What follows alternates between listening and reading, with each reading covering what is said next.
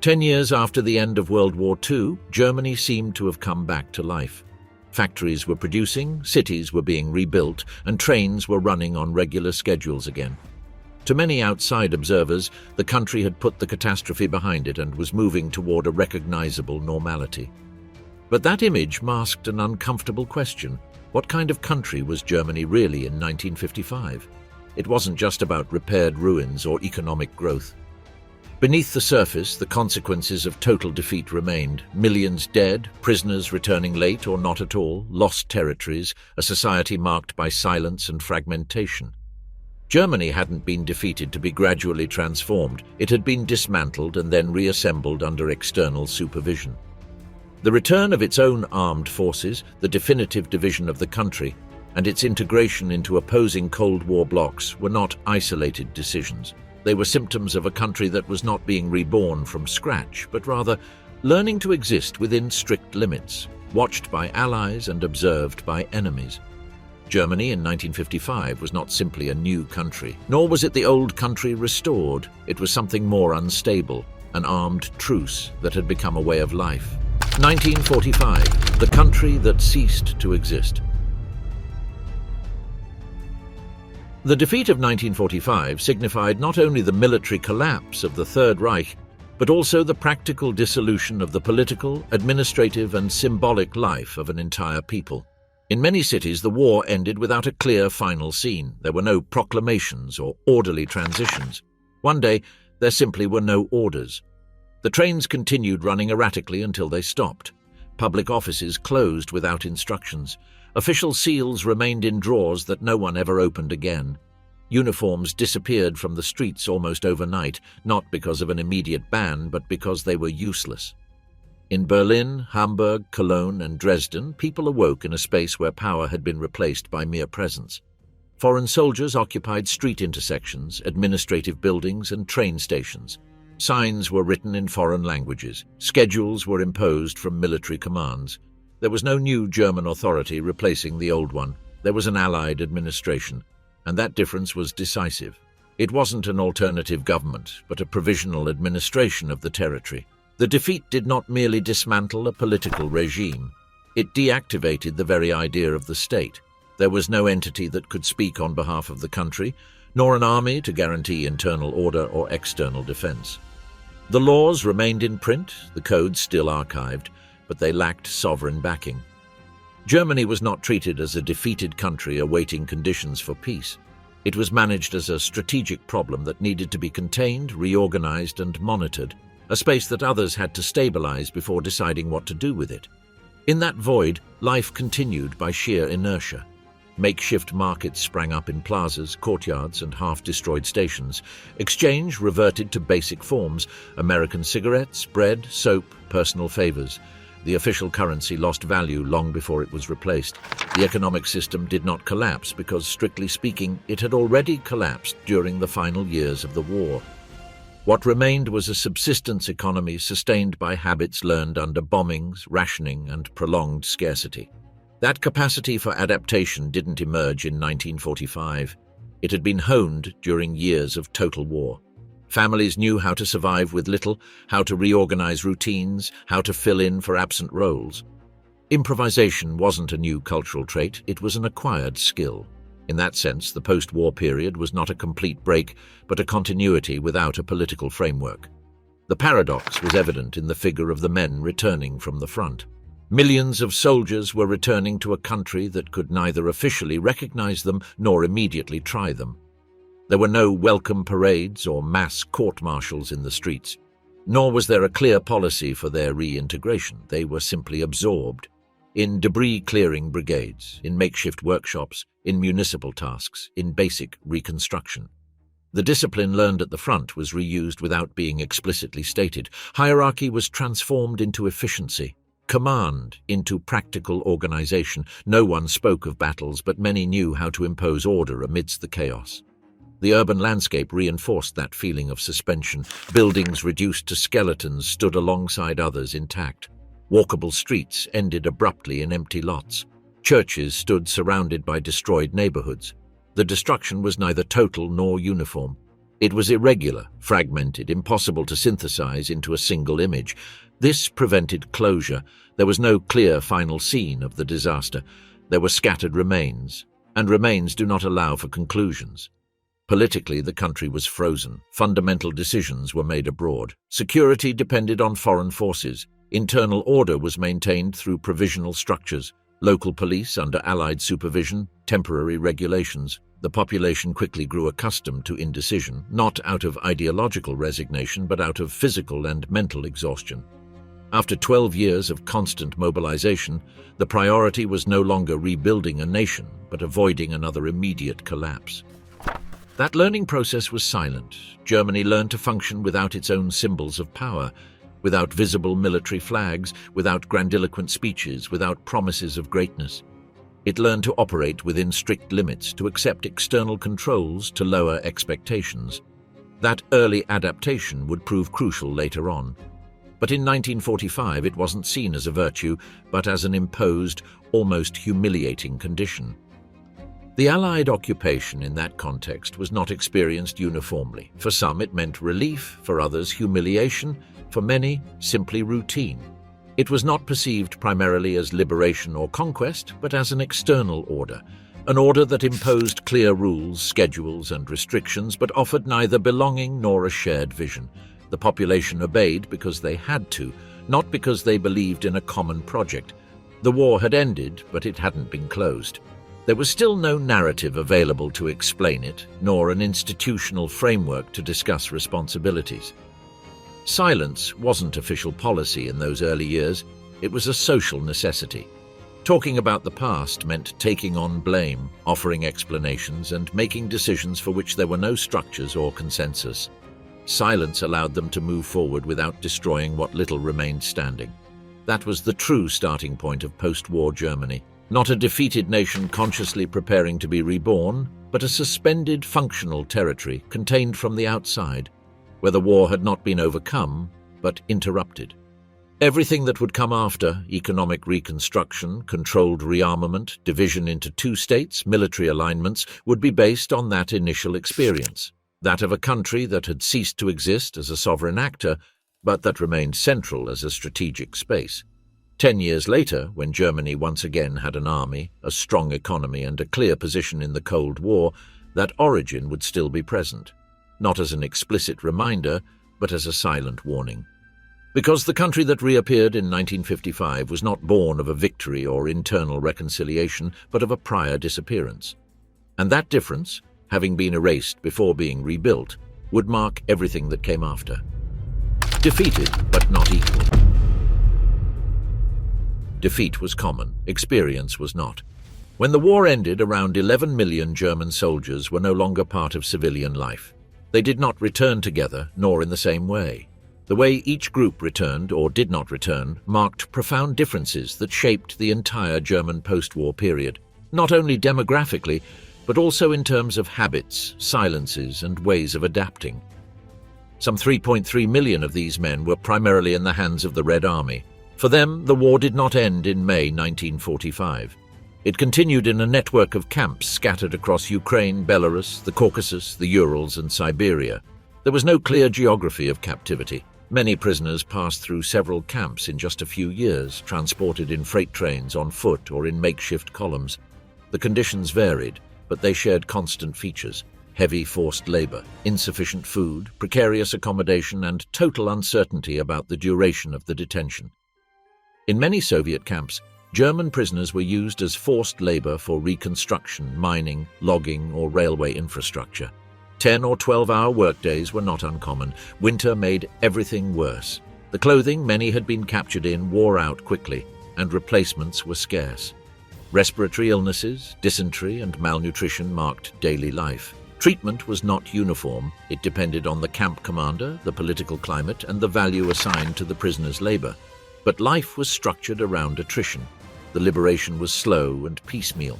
A small first contingent returned in 1946, many of them physically weakened men with visible after-effects. The majority returned only between 1948 and 1950, when West Germany had already begun to stabilize. Hundreds of thousands never returned.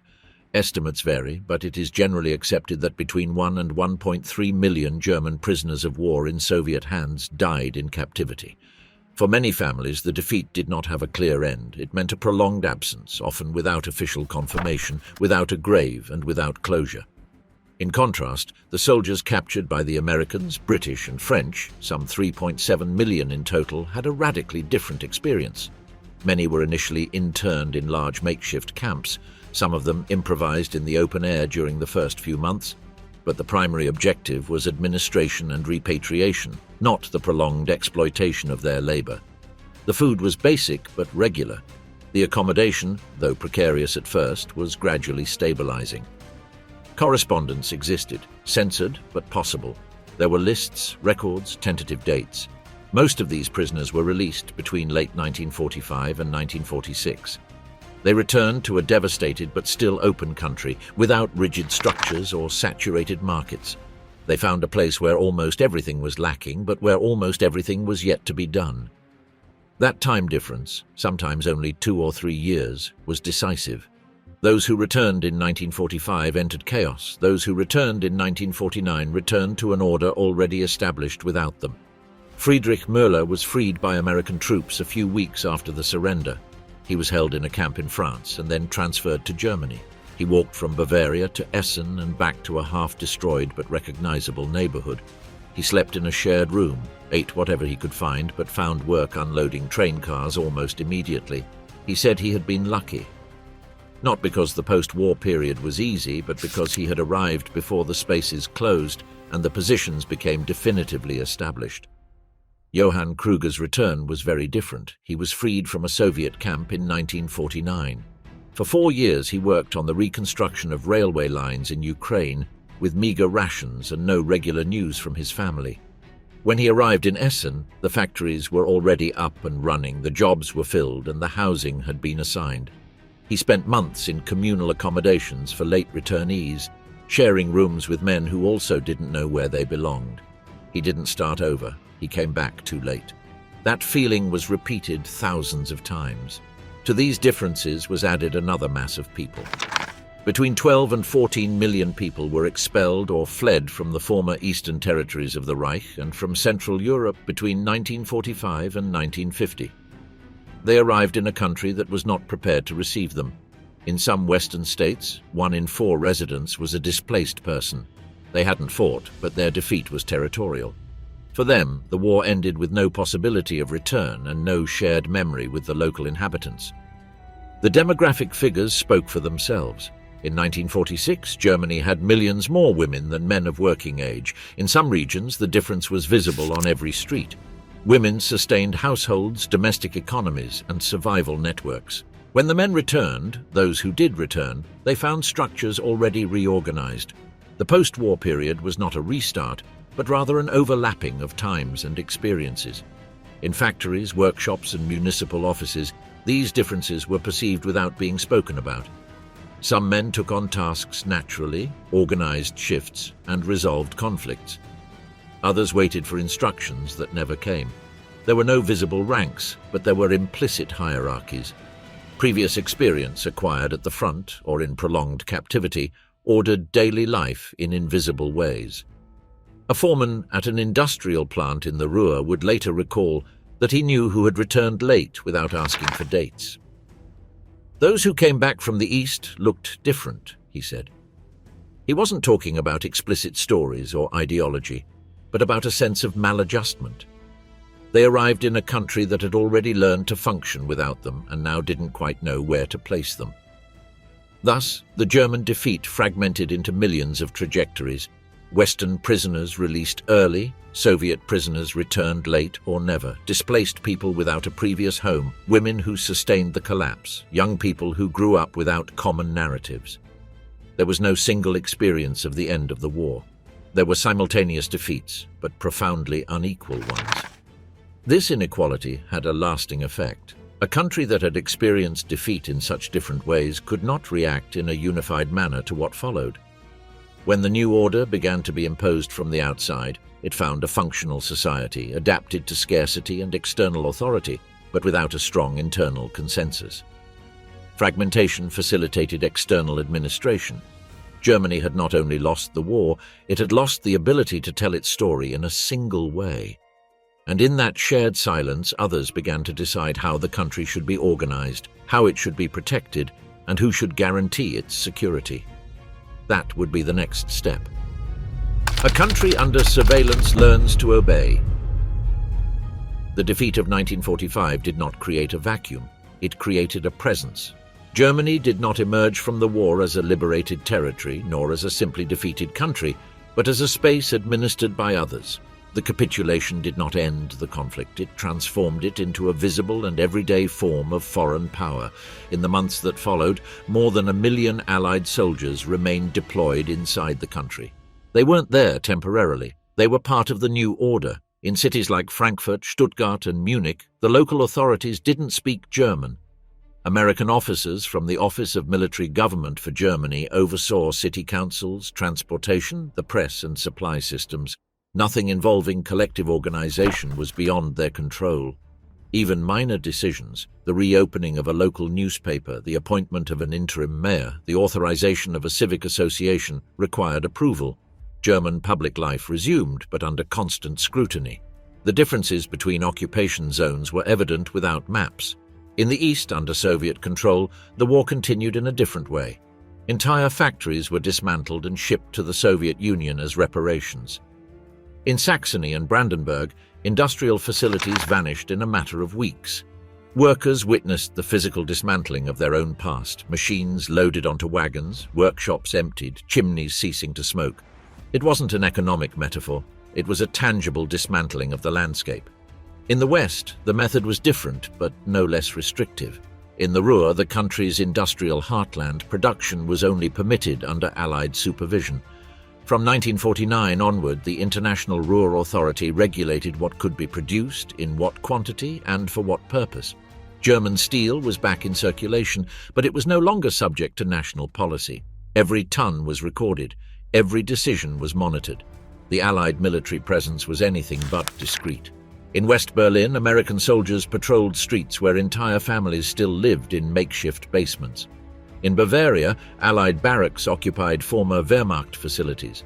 For many Germans, the uniform had not disappeared with the defeat, it had simply changed languages. That change had profound consequences. Between 1945 and 1950, millions of men who had fought in the war returned home. Some came back from prisoner of war camps in France or Great Britain. Others came from the Soviet Union, where nearly 1 million German soldiers were held captive for years. Tens of thousands never returned. When they did, they found a country without an army, without military symbols, and with no room for their expertise. There were no parades, no armed associations, and no authorized commemorations. Even veterans' gatherings were viewed with suspicion. In the American zone, former officers had to complete extensive questionnaires about their past. Many were barred from public office for years. The message was unequivocal: the war was over, but its memory had to be managed with care. This control wasn't exercised solely through prohibitions, it operated through routine. The population learned which topics to avoid and which questions not to ask, not out of immediate fear, but out of adaptation. The occupation did not need to resort to constant violence to sustain itself. It was enough to simply be present. In the late 1940s, a generation grew up without ever having seen German armed forces. For them, security had a foreign accent. In Heidelberg, Wiesbaden, and Ramstein, American bases were part of the everyday landscape. Sovereignty was an abstract idea, the Allied presence a visible reality. That stability, however, came at a silent cost. Germany was full of men with military training, but lacked its own defense capabilities. It was entirely dependent on external forces. This paradox became increasingly apparent as the international climate deteriorated. The rupture between former allies transformed the country, through no fault of its own, into a central battleground of renewed conflict. In the East, developments took a different turn. Under Soviet supervision, independent security structures began to form by the end of the decade. They were not yet a formal army, but they were organized forces under German command and with a defined political orientation. While the West remained disarmed, the East was moving toward controlled militarization. The population perceived these differences without the need for official pronouncements. On one side, economic reconstruction under external tutelage and control. On the other, accelerated political reorganization under Soviet leadership. Both territories were occupied, but their trajectories were beginning to diverge. By the early 1950s, hundreds of thousands of American, British, and French soldiers were still stationed in West Germany. They weren't there as a reminder of the past war, but as a safeguard against a future one. Germany, disarmed, had become a stage, not a player. That imposed order served its immediate purpose, stability. But it left a question unanswered. Could a country in the heart of Europe, with that history and strategic position, remain indefinitely without its own forces? Or was the absence of an army creating a new kind of vulnerability? The doubt didn't arise in German barracks, which no longer existed, but in Allied offices. By the time fear shifted its focus from 1945 to Moscow, the country under surveillance had already learned to obey. The problem was different. If Germany was now to defend itself again, who would decide and under what conditions? That dilemma would mark the next aspect of its transformation. The fear that changed Germany. During the early post-war years, German fear looked backward, toward hunger, ruin, moral judgment. But at the beginning of the 1950s, that fear began to shift. It didn't disappear, it changed direction. It no longer pointed to the immediate past, but to the east. In 1948, the Berlin blockade disrupted a seemingly settled perception. For nearly a year, the city was isolated by land, surrounded by Soviet-controlled territory. The Allied airlift kept more than 2 million people alive. For Berliners, it wasn't a geopolitical abstraction. It was the concrete experience of depending on foreign aircraft for survival. For the rest of West Germany, it was a sign the war might not be over. That episode didn't produce immediate panic, but it did produce something more lasting: structural distrust. The eastern border ceased to be an administrative line and began to feel like a chasm. In towns near the Soviet zone, like Helmstedt or Hof, movement became monitored, irregular, and tense. Families were separated by political decisions made far away. The everyday landscape began to be charged with a disquieting expectation something could happen again. At the same time, news was arriving that was hard to ignore. In the east, Soviet authorities were pushing for the reorganization of German security forces under new names. First the police, then increasingly structured units. There was no mention of an army, but the logic was clear. For those who had served in the Wehrmacht, the movements were obvious even without official information. In West Germany, the paradox was stark. Millions of men with military experience lived in a country without self-defense, while they watched as, across the border, an armed force was being rebuilt, albeit under a different name and ideology. This asymmetry generated unease even among those who rejected any form of rearmament. Fear wasn't expressed in public speeches. It seeped into private conversations, letters, and silences. In North Rhine-Westphalia, Ruhr workers cautiously discussed the rumors circulating in factories and unions. In Hamburg, a key port, the Allied naval presence served as a reminder that the sea remained a potential front in the conflict. The Cold War wasn't experienced as a declared war, but rather as constant pressure. The figures bore out that feeling. In the early 1950s, more than 300,000 American soldiers, along with British and French forces, were still deployed in West Germany. They were not an occupying force in the classical sense, but neither were they visitors. Their presence was an implicit warning. German territory was considered a potential front. Meanwhile, prisoners of war returning from the Soviet Union provided accounts that reinforced the fear.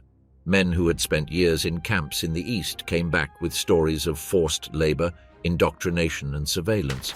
Not all of them spoke openly, but their mere presence unsettled the atmosphere. Many only returned in 1953, almost a decade after the end of the war. Others never did. It is estimated that hundreds of thousands died in captivity or could not be identified. These numbers were not statistics, they were concrete absences in towns and families. The workers' uprising in East Berlin in June 1953, crushed by Soviet tanks, solidified an idea that until then had floated without a defined form. Control in the East was not merely political, it was prepared to be maintained by force. The images crossed borders and reinforced a silent conviction in the West. The division was not temporary. This climate of fear did not immediately lead to rearmament. In fact, it generated an ambiguous reaction. Many Germans rejected any return to military action, associating it with the recent disaster. But at the same time, they began to wonder if the complete absence of their own forces didn't make them a passive force, one whose fate was decided by others. The fear of the East was neither uniform nor ideological in all cases. For some, it was anti-communism. For others, a simple instinct for self-preservation. What they shared was the feeling that Germany could no longer be defined solely by what it had lost, but also by what it might lose again. That tension between the rejection of weapons and the fear of being left defenseless began to permeate society, politics, and strategic decisions. It didn't produce an immediate response, but it opened a rift. A question that wasn't asked aloud, but that was beginning to shape the future. What does security mean in a defeated, divided country placed at the center of a war that hasn't even started yet? The answer to that question would not come from the memory of the past, but from the need to act in a world that no longer offered long respites. The rearmament that no one wanted to talk about. In 1950, West Germany had 0 soldiers of its own, but more than 450,000 foreign troops deployed on its territory, around 250,000 Americans, 80,000 British, 70,000 French, and smaller contingents from other Allied countries. The paradox was visible even to those who didn't follow the politics. The country was full of uniforms, but none of them were German. That fact weighed heavily in every strategic conversation. Konrad Adenauer understood it clearly. In a private meeting with US representatives in September 1950, he uttered a phrase that never appeared in any public speech. A state without the capacity for self-defense is not sovereign. It is an administered territory. He didn't ask for an army. He asked for room to maneuver. Allied pressure became concrete after the outbreak of the Korean War. In Washington, there were fears of a similar scenario unfolding in Europe. Pentagon reports estimated that, in the event of a Soviet offensive, Western forces in Germany could hold out for less than 10 days without local reinforcements. This figure circulated in internal memos and accelerated decisions that had previously been postponed. In Germany, the movement was quiet. In October 1950, Amt Blank was created, an office directly under the Chancellery, headed by Theodor Blank, a former Catholic trade unionist with no visible Nazi past. Its official function was to coordinate security matters. In practice, it became the embryo of the future Ministry of Defense. By 1952, that office already had more than 300 staff members, many of them former officers, working without badges or ranks. The names began to reappear. Adolf Heusinger, a former general staff officer, was brought in as a technical advisor. Hans Speidel, who had had contacts with the conservative resistance against Hitler, also returned to the forefront. Neither wore a uniform, but both worked on maps, deployment scenarios, and command structures. There was no talk of divisions or armies, but of defensive contributions. Meanwhile, the Bundesgrenzschutz, the federal border police, was growing beyond the norm for a police force. In 1951, it numbered 10,000 men. By 1953, that number had reached 20,000, equipped with light and heavy weaponry, tactical training, and a distinctly military hierarchical structure. In joint exercises with Allied forces, its performance was not significantly different from that of a regular unit. The veterans noticed these details. In cities like Kassel or Ulm, former non-commissioned officers recognized routines, orders, formations. There was no need to say it aloud. Something was taking shape. For many, it wasn't a threat, but an uncomfortable certainty. Germany was rearming without admitting it. Social resistance remained strong. In 1951, a survey by the Allensbach Institute showed that 54% of West Germans explicitly rejected any form of rearmament. But that same survey revealed another, less frequently cited figure. 44% believed that without self-defense, the country could not protect its reconstruction. Society was divided, not between war and peace, but between memory and fear. The failure of the European defense community in 1954 definitively eliminated any remaining ambiguity. France blocked the project, fearing a Germany armed under a different flag. The alternative was clear: direct integration into NATO or indefinite membership under its supervision. For Adenauer, it wasn't an ideological choice, but a temporary one. Germany couldn't afford to wait another 10 years. That same year, the Paris Agreements established the final framework. West Germany would regain limited sovereignty and pledge to contribute armed forces to Western defense. There would be no nuclear tanks of its own, nor strategic weaponry. The initial maximum number was set at around 500,000 troops, far below any previous German army. It was a political concession, but also a message. This was not a restoration, it was something else. By the time the debate reached Parliament, much of the groundwork had already been laid. The structures were in place, the men had been identified, and the Allies had accepted the terms. The country was discussing in public what had already been decided in private. German rearmament did not originate as an act of self-affirmation, but as a technical solution to a political problem. It was not presented as a return to the past, but as a necessity imposed by the circumstances. And precisely for that reason, when the new army finally received a name, it did not inherit any unexamined symbols or traditions. Before donning uniforms, Germany had to answer another, even more difficult question. What kind of armed force could exist without once again becoming the center of the problem? The new secret military industry. In 1955, West Germany had no legal right to manufacture heavy weaponry. International agreements prohibited it from producing tanks, heavy artillery, fighter jets, and missiles. It was also prohibited from developing an independent military complex or planning its own defense industry. On paper, the country was disarmed. In practice, the situation was more ambiguous. Germany retained one of the most advanced industrial bases in Europe. What had disappeared was not the material capacity to wage war, but its formal expression. After 1945, the occupying powers pursued a deliberately ambivalent policy. The visible war machine of the Third Reich was dismantled, arsenals were closed, military factories were converted, and symbols were removed. But the industrial fabric as a whole was not destroyed. The factories were not systematically destroyed, the engineers were not expelled en masse, and the technical knowledge did not evaporate. There was a restructuring, not an annihilation. Germany stopped manufacturing weapons, but it did not stop knowing how to do it. The Krupp case clearly illustrates this hidden continuity. For decades, the name had been synonymous with heavy artillery, armored vehicles, and military steel. After the war, the group was partially dismantled and subjected to strict controls. Alfred Krupp was convicted of war crimes in 1948 and stripped of his assets. However, he was released in 1951 and regained control of much of the company.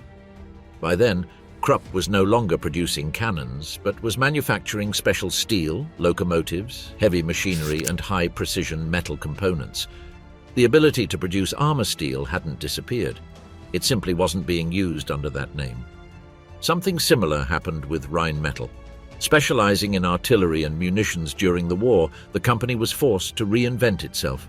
In the early post-war years, it concentrated on civilian goods, mechanical systems, industrial equipment, and hydraulic components. However, the production logic remained intact. The workshops, the presses, the procedures, and the staff were essentially the same. What had changed was not the knowledge, but the catalog. The key to this process was the dual-use principle, although it was rarely explicitly stated. An engine designed for civilian trucks could be quickly adapted for military vehicles. Hydraulic systems developed for mining or construction could also be used for artillery pieces. Optics manufactured for scientific instruments maintained tolerances compatible with military applications. None of this formally violated the restrictions imposed on West Germany. All of this quietly preserved a strategic capability. In the early 1950s, over 1 million German workers were employed in industrial sectors directly transferable to military production: metallurgy, chemicals, mechanical engineering, electrical engineering, and automotive. They weren't manufacturing weapons, but they were manufacturing precisely what was needed to produce them. Among them were technicians trained before and during the war, many with direct experience in Third Reich military projects. The knowledge hadn't been lost. It had simply changed context. The automotive sector offers a clear example.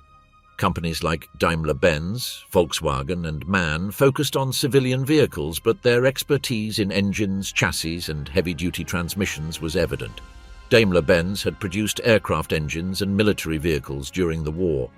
In the post-war period, it became a symbol of economic reconstruction, but its technical capabilities had not been reinvented from scratch. They had been redirected.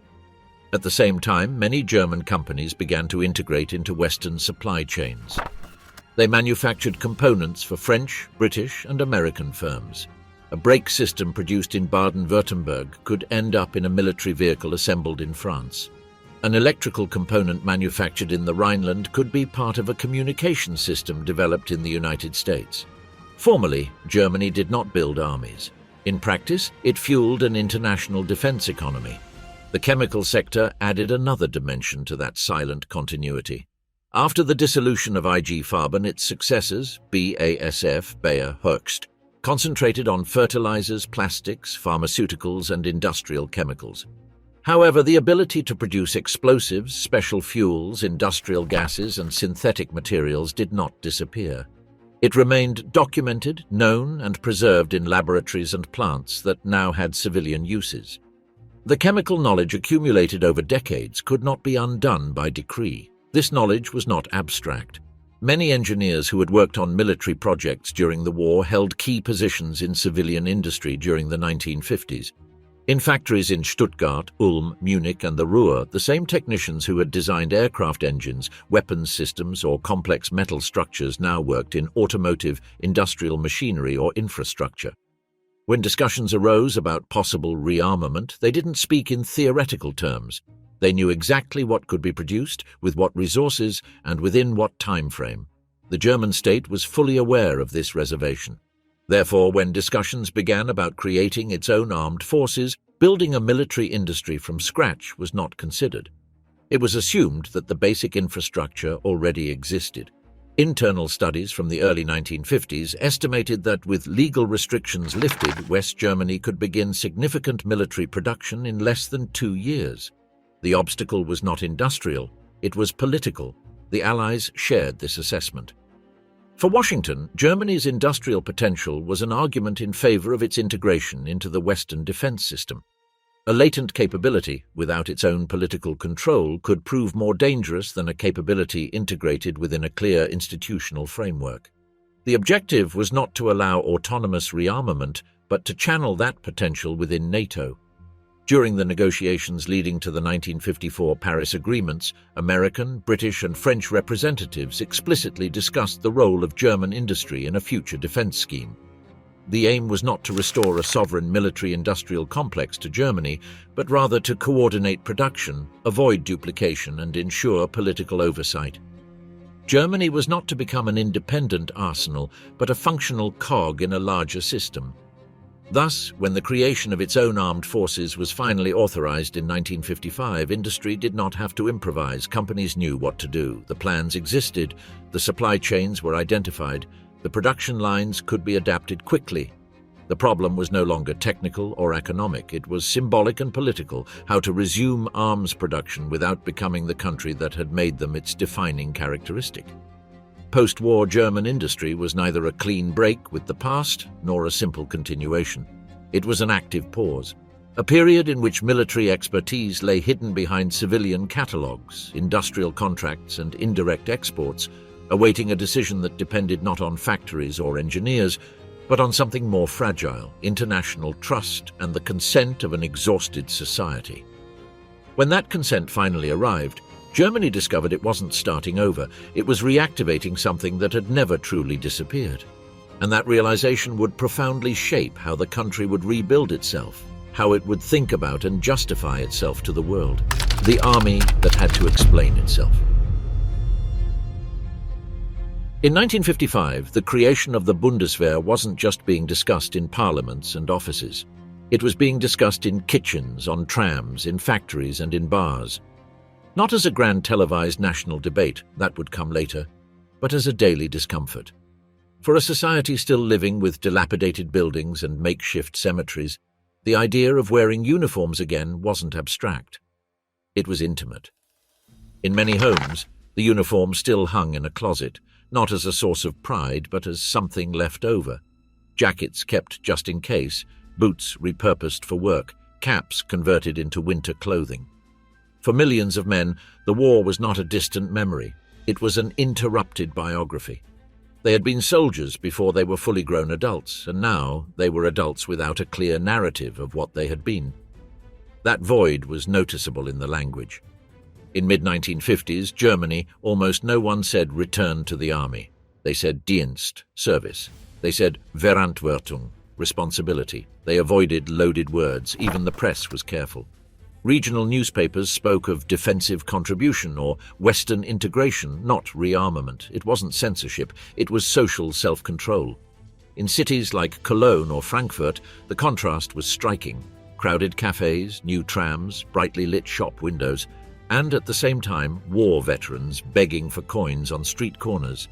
This coexistence shaped popular perception. People wanted stability, not greatness. The question wasn't whether Germany should become strong again, but how to prevent strength from consuming it once more. Among young people, the atmosphere was different. Those who were 20 years old in 1955 had experienced the war as children or teenagers. They hadn't fought, but they had lived through bombings, evacuations, and hunger. For them, the uniform didn't carry the direct weight of the front lines, but it did carry the weight of collapse. Many viewed the Bundeswehr with pragmatic detachment, a possible job, an uncomfortable duty, something that aroused neither enthusiasm nor visceral rejection. The veterans reacted in more complex ways. Some rejected any return to military structures, convinced that every army ended up demanding more than it promised. Others, however, viewed a defenseless Germany with distrust, not because they desired another war, but because they knew the price of being unprepared. This internal conflict was rarely expressed in ideological terms. It was expressed in silences, in short phrases, in evasive answers. The churches played a key role. Both Catholic and Protestant churches emphasized the idea of individual moral responsibility. They did not deny the right to self-defense, but they stressed its limits. Sermons of the time spoke of conditional obedience, personal conscience, and the impossibility of delegating all blame to higher orders. This discourse directly influenced how the Bundeswehr perceived itself. In universities, the atmosphere was more critical. Professors who had been sidelined during the Nazi era were returning to the classroom. The role of the state, the legitimacy of the use of force, and the totalitarian experience were all being debated. For many students, the new army was meant to be a permanent exception, not a normalized institution. That tension would leave its mark on an entire generation. Even in everyday life, signs appeared. The first Bundeswehr barracks were not built as isolated fortresses, but integrated into medium-sized cities. There were no grand parades or public rituals. The soldiers traveled on civilian transport, shopped at the same stores, and returned home on weekends. The aim was to reduce, not reinforce, the separation between civilian and military life. Popular culture reflected this ambivalence. German cinema of the time avoided recent heroic narratives. When soldiers did appear, they were portrayed as weary, ambiguous figures, often defeated by history rather than the enemy. There was no room for epic narratives. Instead, there was an insistence on the restored normalcy. All of this explained why the Bundeswehr could not exist solely as an armed institution. It had to exist as a constant source of explanation, to its own members so they would understand their purpose, to society so it would accept its presence, and to the outside world so it wouldn't see it as a disguised return. In 1955, Germany did not celebrate having an army. It tolerated it with conditions. This tolerance was not weakness, but the result of an extreme experience. The country had not forgotten what it meant to obey without question.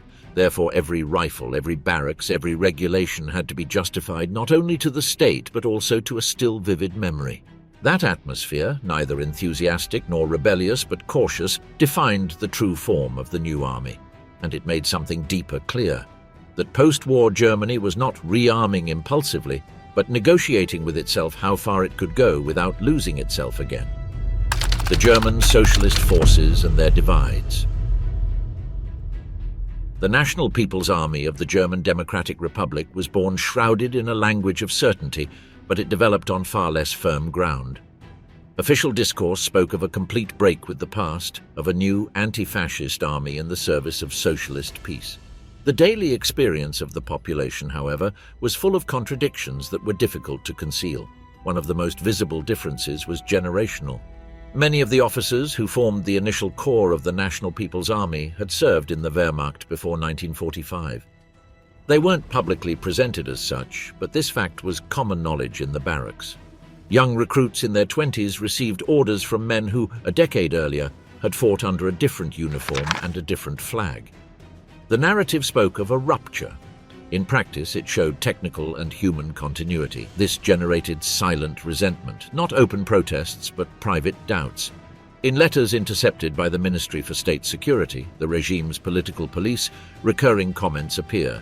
Soldiers noticing gestures, expressions, and habits clearly inherited from the old German army. The past wasn't named, but neither did it disappear. It simply became unspeakable.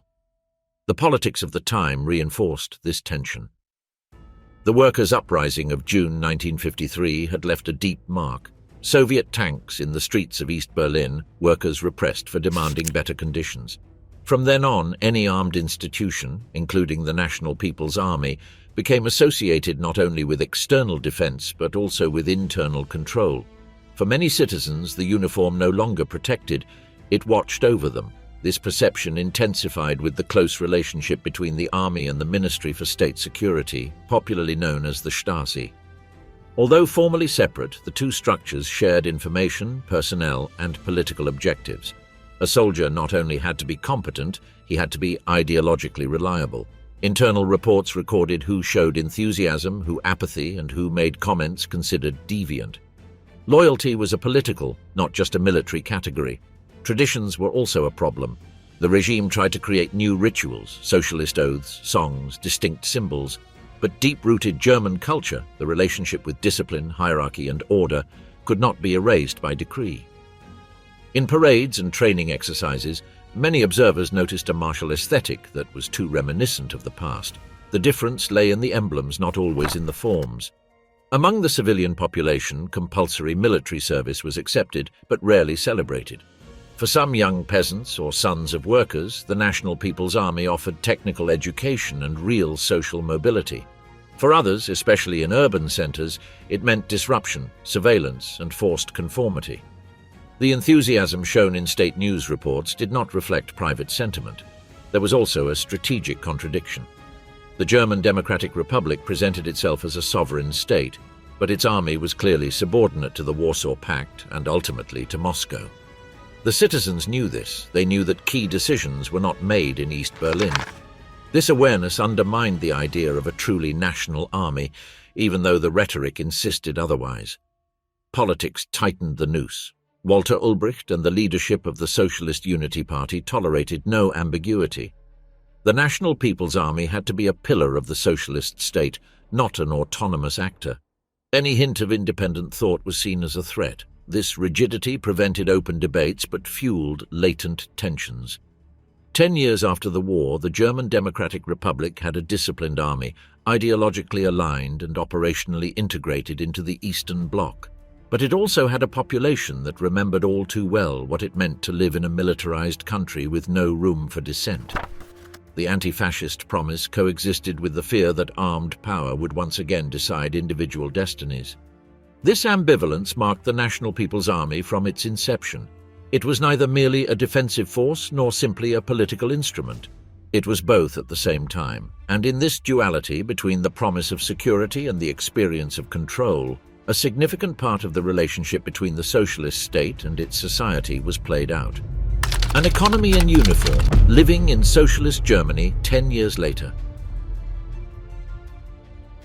10 years after the end of the war, the German Democratic Republic did not offer its citizens a promise of prosperity comparable to that of the West. It offered something different: order, predictability, and belonging to a system that claimed to know where it was going. This difference was not abstract. It was felt at the dinner table, at work, and in daily interactions with the state. In Halle, a key industrial city, a chemical worker knew his job was guaranteed. Economic cycles and external demand didn't matter much. The state-owned factory operated because it had to. In return, his salary was stable but limited. Access to consumer goods was scarce, and the possibility of choosing another path was virtually non-existent. This stability wasn't up for negotiation. It was accepted as part of the implicit social contract. That same worker was also enrolled in a civil defense brigade within the factory. He wasn't a soldier, but he received basic training: evacuation, protection against attacks, and collective discipline. It wasn't presented as militarization, but as socialist responsibility. The boundary between civilian and military became blurred without the need for visible barracks. In Magdeburg, a schoolteacher regularly participated in political training courses. He didn't just teach math or history, he also had to reinforce values of vigilance, solidarity, and defense of the state. His students practiced sports with a pre-military orientation, marched in public events, and learned that security was a collective responsibility. War wasn't evoked as a past tragedy, but as a latent threat that justified the present. Compulsory military service fit seamlessly into this system. A young farmer from Mecklenburg knew that upon turning 18 he would be called up. He didn't experience it as an interruption because his life was already organized around the state. After his service, he would return to an agricultural cooperative or a state-owned enterprise with additional technical training and a better position within the system. The army didn't distance him from society, it returned him to it with a defined role. But this integration came at a cost. In East Berlin, administrative employees avoided discussing politics even in private. They knew the line between opinion and dissent was blurred. The presence of the Ministry for State Security wasn't always visible, but it was constant. A critical comment at work could jeopardize a promotion, access to housing, or a scholarship for one's children. The economy didn't just produce goods, it categorized behavior. This control contrasted sharply with material scarcity. While household appliances were becoming increasingly common in the West, in the East a refrigerator or a car remained exceptional commodities. The Trabant, a later symbol, already foreshadowed this logic: functional, austere, sufficient. The message was clear: individual comfort was not a priority compared to collective strength. From West Germany, this reality was viewed with unease, not so much because of the standard of living, but because of the capacity for mobilization. A society accustomed to following plans, accepting sacrifices, and integrating defense into daily life seemed, from Bonn, potentially dangerous. Not because it was rich, but because it was organized to resist. The reverse view was equally critical. From East Berlin, Western prosperity was interpreted as vulnerability. Workers buying radios and cars, young people showing little interest in discipline, endless public debates about the purpose of the army. For the socialist leadership, this wealthy but hesitant Germany could collapse in the face of a serious crisis. Thus, 10 years after 1945, the two Germanys had constructed opposing models of survival. In the West, the economy protected individual liberty and demanded a carefully limited army. In the East, the economy disciplined society and made defense a part of everyday life. Neither side openly prepared for war, but both lived as if it could not be ruled out. The difference was profound. In one Germany, the state had to justify itself to the citizen. In the other, the citizen had to justify itself to the state. And this difference explained not only how their armies were organized, but also how each country understood what it meant to have survived the war 10 years earlier. The two Germanys, living in war without being at war. The border that divided West Germany from socialist East Germany was not a healed scar, but an open wound, constantly monitored. Between 1955 and the early 1960s, the country became the point where the Cold War came closest to moving beyond mere rhetoric. Not just once, but repeatedly. Germany was not just a divided space, it was the place where a crisis could take military form in a matter of hours. The tension was palpable even before the wall existed. Berlin functioned as a constant point of friction. Formerly administered by the four victorious powers, the city was surrounded by socialist territory. Every access point, roads, railways, air corridors, involved implicit negotiation. Nothing was automatic. A delayed checkpoint, a poorly worded order, a stopped convoy could escalate into an incident. No shots had to be fired for the confrontation to feel physical. In 1958, the Soviet Union took a decisive step by issuing an ultimatum. Berlin had to become a free city. For West Germany and its allies, this meant losing it. For the East German leadership, it represented a chance to stem a bleeding that had become structural. During those years, tens of thousands of people crossed from east to west every month, many through Berlin. They weren't just unskilled workers, they were doctors, engineers, technicians, and educated young people. The internal German border was rigid, but Berlin remained permeable. This exodus was demographic, economic, and profoundly symbolic. While negotiations were underway on the diplomatic front, preparations were progressing on the ground. Military maneuvers began to intensify on both sides. In the West, the Bundeswehr was participating with increasing frequency in joint exercises with American and British forces. These weren't discrete training exercises. They were visible deployments, columns of armored vehicles, logistical movements, low-flying aircraft. The message wasn't directed at the civilian population, but at the other side of the border. In the east, the National People's Army was conducting similar exercises, coordinated with Soviet troops stationed in East Germany. For the inhabitants of Magdeburg, Cottbus, and the outskirts of East Berlin, the presence of tanks and mechanized units became part of the everyday landscape. This normalization did not reduce anxiety. It made it constant. Militarization did not appear as an exception, but as a permanent state. The breaking point came in 1961. For weeks, the flow of people westward reached levels that the socialist regime deemed unsustainable. On some days, more than 2,000 people left East Germany through Berlin. Entire neighborhoods were losing residents. Offices were becoming empty. For the SED leadership, this was not a migration crisis, but a direct threat to the viability of the state. The decision was made in secret. On the night of August 12th to 13th, 1961, units of the National People's Army, along with police forces and mobilized workers, began closing streets, erecting barbed wire fences, and cutting off transportation lines. When dawn broke, Berlin was no longer the same city. There were no initial battles or clashes, but the operation had the precision of a military maneuver. The division materialized in a matter of hours. On the western side, the reaction was one of restrained astonishment.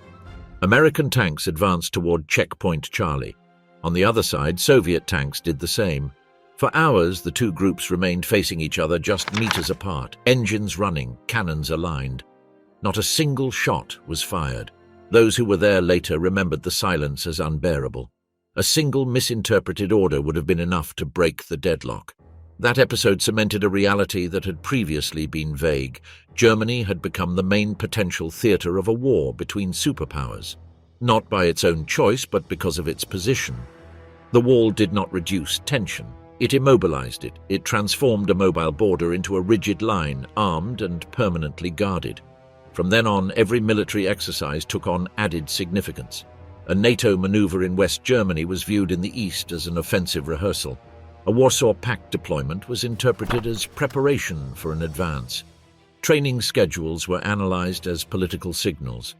Military language seeped into everyday life. There were minor incidents that could have escalated: planes crossing airspace for seconds, patrols getting too close to the border, isolated shots fired in rural areas. Each incident was contained, investigated, and silenced. The unspoken rule was unequivocal: never be the first to shoot. For the civilian population, the tension translated into new habits. In West Berlin, shelters were reinforced, evacuation drills were organized, and instructions for crisis situations were distributed. In the East, defensive propaganda, vigilance, and civilian preparedness were intensified. No one spoke of open war, but no one was unaware that they lived on its threshold. The paradox was evident. Barely a decade after its total defeat, Germany was once again a decisive force. Not as an aggressor, but as a stage for the conflict. Every inch of its territory mattered. Every local decision had global strategic consequences. Peace was not a natural state, but a fragile balance sustained by mutual fear. The Berlin Wall was not the beginning of the confrontation, but its formalization. It gave physical form to a division that already existed in the political and military spheres. It separated two systems, two armies, two histories. And in doing so, it set a line that no one wanted to cross, but that everyone watched. During those years, Germany learned to live with an uncomfortable certainty. War had not disappeared. It had been contained, measured, managed. And as long as that containment remained, the country would continue to be the place where the world rehearsed how to avoid its own destruction. 1955, the new normality of armed peace. In 1955, Germany regained its full standing in the international system, but it did not recover its political innocence or historical continuity. 10 years after the collapse, the country presented itself not as a new nation, nor as a permanent loser, but as a reconfigured territory, whose stability depended on accepted boundaries. West Germany's entry into the North Atlantic Treaty Organization and the creation of its own armed forces did not end the post-war period. They managed it. The surface offered unmistakable signs of normality. Cities were rebuilding historic centers and working-class neighborhoods. Industry was exporting again. Consumption was reappearing. Trains were running on predictable schedules. But beneath that surface lay a web of active memories, legal restrictions, and cross-monitoring that conditioned every strategic decision. Germany had not regained full sovereignty. It had acquired supervised responsibility. The material reconstruction progressed faster than the reconstruction of the narrative. How to explain the war without reopening the internal conflict? How to integrate millions of men who had fought without turning them into an autonomous political force? The response was pragmatic and quiet. Instead of an epic of redemption, a work ethic and discretion prevailed. The past wasn't entirely denied, but rather contained. Public culture shunned military symbols and prioritized civilian efficiency. In West Germany, the creation of the Bundeswehr was the most delicate point in that balance. It was not presented as a rebirth, but as an obligation stemming from the context of the Cold War. The official narrative emphasized three pillars: strict subordination to civilian power, multinational integration, and a doctrinal break with the past. The uniform returned, but laden with justifications. Every regulation, every rank, every ceremony was permeated by a pedagogy of limits. This caution wasn't just a state policy, it was a societal one. While the rearmament was widely accepted, it lacked enthusiasm. For large segments of the population, the army was an uncomfortable insurance policy. It existed because the world demanded it, not because society required it. That emotional distance became a defining characteristic of the era. The soldier no longer embodied a national identity. He was a security officer within a larger system. Individual biographies illustrate this transition. Many men who had fought returned to civilian life without a public account of their experience. They found work in factories, workshops, and local government offices. They organized shifts, streamlined processes, and resolved everyday conflicts. The discipline learned in war was repurposed without being explicitly acknowledged. Hierarchy was transformed into efficiency. Memory remained in the private sphere. On the political front, Konrad Adenauer's figure was decisive. His strategy combined Western ties, selective reconciliation, and symbolic containment of the past. He championed European integration, accepted military limitations, and promoted a political culture that avoided emotional mobilization. He did not seek to close the book on history, he sought to prevent it from being reopened by the same means. On the other side of the Elbe, East Germany constructed a different narrative. The socialist state legitimized itself as the heir to anti-fascism and an ally of the Soviet Union. The creation of the National Volksarmee was presented as a radical break with German tradition, even though in practice it reused personnel, techniques, and disciplines. There, the army was explicitly integrated into civilian life, education, and state identity. It was not a necessary evil, it was an instrument of the project. The difference wasn't just ideological, it was experiential for both nations in every aspect of life. In the East, everyday militarization became normalized: drills, parades, youth organizations, surveillance. In the West, the military presence was deliberately discreet. Two German societies learned to coexist with force in opposite ways, but both under external tutelage. That tutelage defined the following decade. Germany became the central focus of European deterrence. It didn't need to start a war to feel its presence. Every maneuver, every diplomatic crisis, every negotiation was interpreted through a German lens. Berlin, a divided city, encapsulated that tension. The construction of the wall in 1961 was not an unexpected outburst, but the crystallization of a logic, to freeze the conflict in order to prevent its escalation. In this context, culture played a silent but decisive role. Literature, film, and the press of the early post-war period avoided glorification and opted for introspection. Stories of survival, reconstruction, and moral ambiguity replaced heroic narratives. The question wasn't who had won, but how to go on living. This cultural shift helped to diffuse warmongering impulses without the need for explicit prohibitions. The economy mirrored this process. West Germany's growth, driven by monetary reforms, European integration, and international demand, consolidated a productive identity that displaced the military one.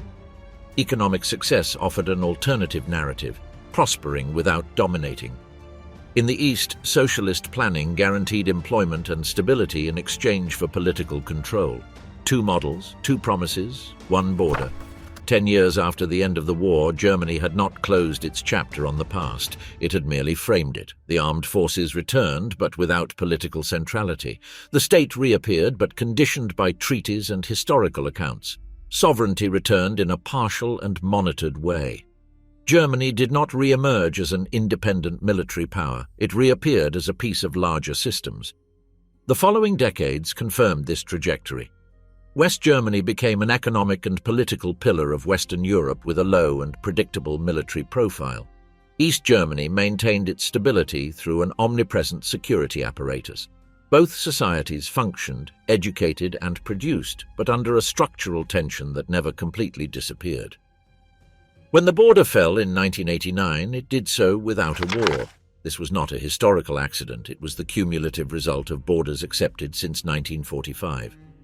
Germany, which had learned to distrust its own strength, was able to reunify without resorting to it. External containment had become self-restraint. In retrospect, 1955 was neither Germany's full return to the world nor the end of the post-war era. It was the moment the country confronted an uncomfortable truth.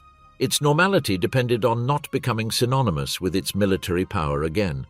For decades, this principle was not a weakness, but rather the foundation of its stability. The war had ended 10 years earlier. Only then did Germany begin to understand what it meant to live after it.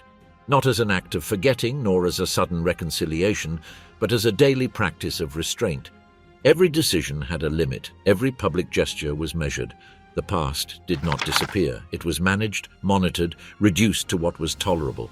The country was rebuilding itself amidst visible ruins and invisible prohibitions. It could not fully decide on its defense nor on its place in the world. Its stability depended on foreign powers, on agreements signed in other languages, on armies that guaranteed peace while reminding everyone of defeat. Germany did not live in complete freedom, but neither did it live under open occupation. It lived in an intermediate zone, sustained by discipline and the fear of repeating the irreversible. It learned to exist within imposed limits, to grow without fully asserting itself, to advance without taking its own steps. In the heart of Europe, surrounded by armies and conflicting memories, Germany was not yet a sovereign actor. It was the testing ground where the world was being tested on whether it could avert another catastrophe.